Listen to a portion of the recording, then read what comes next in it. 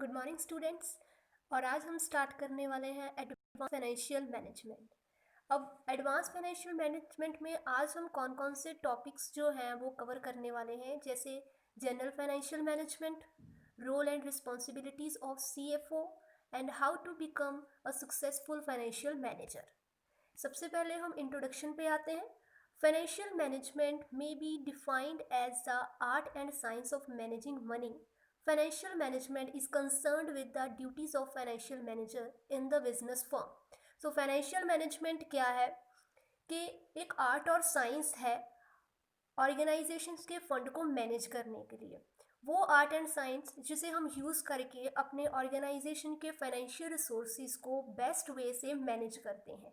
और दूसरी तरफ अगर हम सिंपली बात करें तो ये हमारे फाइनेंशियल मैनेजर की वो सारी रोल एंड रिस्पॉन्सिबिलिटीज़ और ड्यूटीज़ है जो कि उसे अपने बिजनेस में पे करनी होती है। सो सिंपली फाइनेंशियल मैनेजमेंट क्या है कि फाइनेंस को एक इफ़ेक्टिव और एफिशिएंट वे से मैनेज करना, ताकि फाइनेंस का जो मिस यूज़ है वो ना हो। भाई आज की डेट में पैसा कौन नहीं चाहता, सभी चाहते हैं पैसा, और उस पैसे का ऑप्टिमाइज यूज़ भी चाहते हैं। सो क्या है कि पैसे को एक बेटर जगह से लेकर एक अच्छे रिसोर्स में लगाया जाए ताकि उसके ऊपर जो आने वाला रिटर्न है वो बेस्ट और पॉजिटिव हो।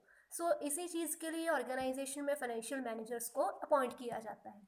अब नेक्स्ट बात करते हैं हम फंक्शंस ऑफ फाइनेंस की। क्या फाइनेंस के बेसिकली फंक्शंस क्या होते हैं? बेसिकली मेजर फाइनेंस के तीन फंक्शन होते हैं, that is investment decision, financing decision and dividend decision.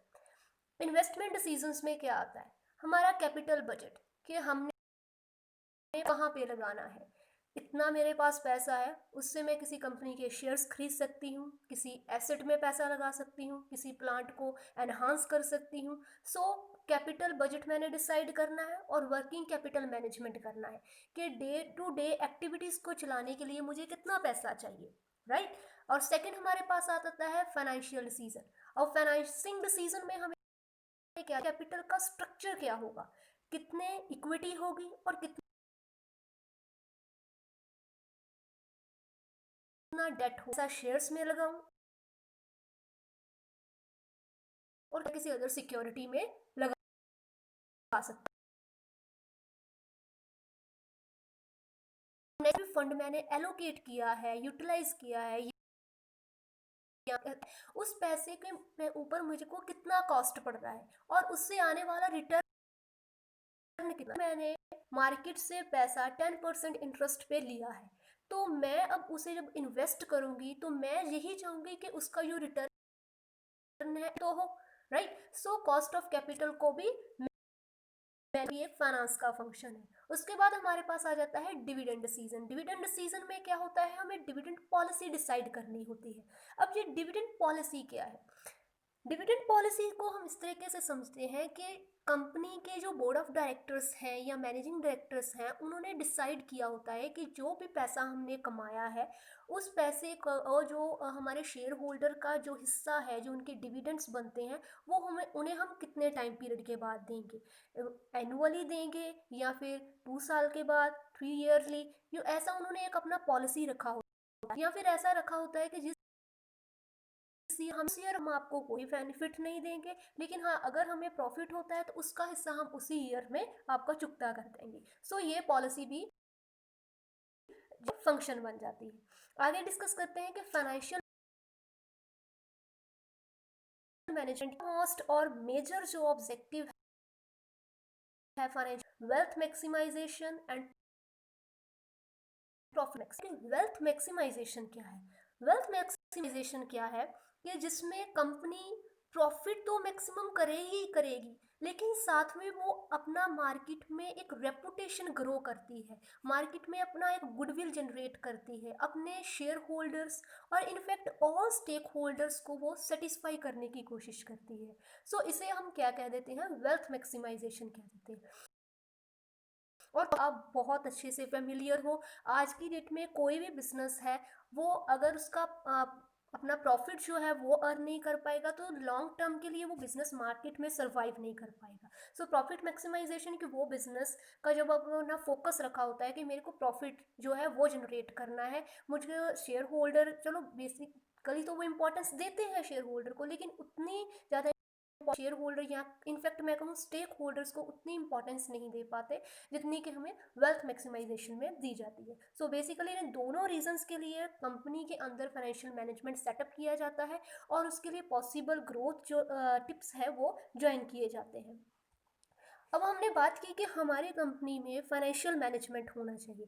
Financial management तो हुआ, लेकिन उसके लिए हमें फाइनेंशियल मैनेजर क्या होगा, क्या उसकी क्वालिटीज़ होगी, है ना, क्या उसकी क्वालिफिकेशन होगी, क्या स्किल्स उसके पास होना चाहिए। सो ये सब अब हम इस यहाँ पर डिस्कस करने वाले हैं। सबसे पहले उसने क्या कहा है, वो कहता है कि uncompromising integrity and ethical standard.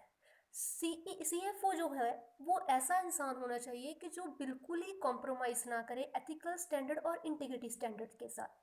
Second उसने कहा है basic business knowledge and strong understanding of company operation. बिल्कुल उसको बिजनेस की नॉलेज होनी चाहिए और कंपनी के ऑपरेशंस के बारे में भी उसका अच्छा ओपिनियन होना चाहिए। उसे अंडरस्टैंड होना चाहिए कि हमारी कंपनी कौन से ऑपरेशंस में डील कर रही है, क्या नीश एरिया है हमारी कंपनी का, ये सारी चीज़ें उसके माइंड में क्लियर होनी चाहिए। Strategic vision and leadership skills, बिल्कुल आज की डेट में अगर हम बात करें कि हमें किसी भी छोटे से बिजनेस, एक शॉप को ले लो, अगर उसमें भी हमारे अंदर स्किल्स नहीं है, कि हमें लीडरशिप नहीं है, हम कम्युनिकेट नहीं कर पा रहे, तो वो बिजनेस भी ज़्यादा देर तक नहीं चल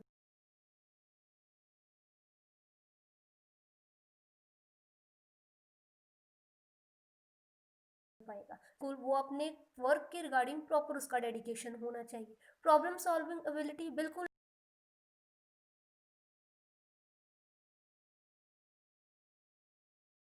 पहले होनी चाहिए कि वो उस प्रॉब्लम को सॉल्व कर सके। रिजल्ट ओरिएंटेड होना चाहिए, बिल्कुल उसका ऐसा होना चाहिए कि पॉसिबली मैं इतना रिजल्ट ना लेकर आ ही चाहिए।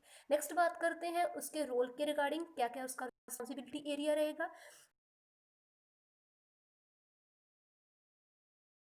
स्ट्रक्चर डेवलप करना है कि इस साल मैंने पैसा कहाँ पे इन्वेस्ट करना है, इसका एक ओवरव्यू उसने अपने मन का रखना होता है।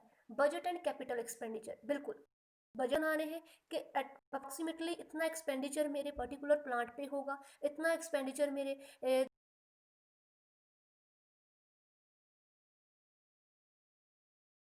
दूसरे plan. Evaluate leave and purchased versus purchased season, बिल्कुल है ना, लीज और परचेस्ड सीजन को उसने इवेल्युएट करना होता है कि कंपनी के जो लीज कॉन्ट्रैक्ट है उनके एक्सपायर डेट कब है, परचेस्ड सीजन कौन कौन से लेने हैं, क्या बिग परचेजिंग हो, कहाँ कहाँ पे इन्वेस्टमेंट लगानी है, कहाँ ह्यूज इन्वेस्टमेंट की ज़रूरत है, ये सब कुछ उसने देखना होता है। अडेप्ट टू चेंज कंडीशन, बिल्कुल चेंजिंग कंडीशन के लिए वो कॉप अप होना चाहिए। ऐसा नहीं है कि जैसे अब डिजिटल जैसे ही हुआ इंडिया, सो बहुत से बिजनेस को प्रॉब्लम आई कि उन्हें डिजिटली ये जो है वो कॉप अप नहीं कर पाए, है ना, सो वहाँ पर फेलियर के चांसेस रहते हैं। सो जैसी भी कंडीशन हो वो कॉप अप उसे करना आना चाहिए।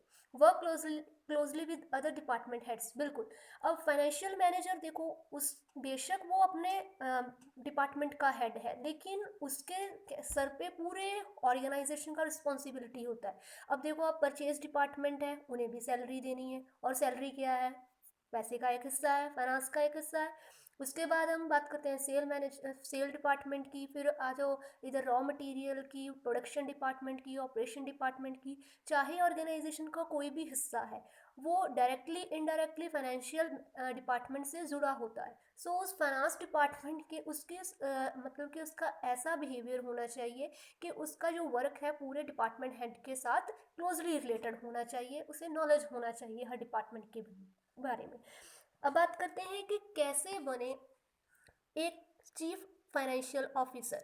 अब चीफ ऑफ फाइनेंशियल ऑफिसर बनने के लिए हमने उसकी क्वालिटीज़ तो पढ़ ली कि ये क्वालिटीज़ होनी चाहिए, उसका रिस्पॉन्सिबिलिटी एरिया भी क्लियर हो गया और उसकी स्किल्स के बारे में भी पता चल गया। अब बात करते हैं कि हम कैसे एक अच्छे CFO बन सकते हैं। सबसे पहले डेवलप वेरियस स्किल्स, बिल्कुल जैसे पहले हमने डिस्कस किया, स्किल्स का होना बहुत ज़रूरी है।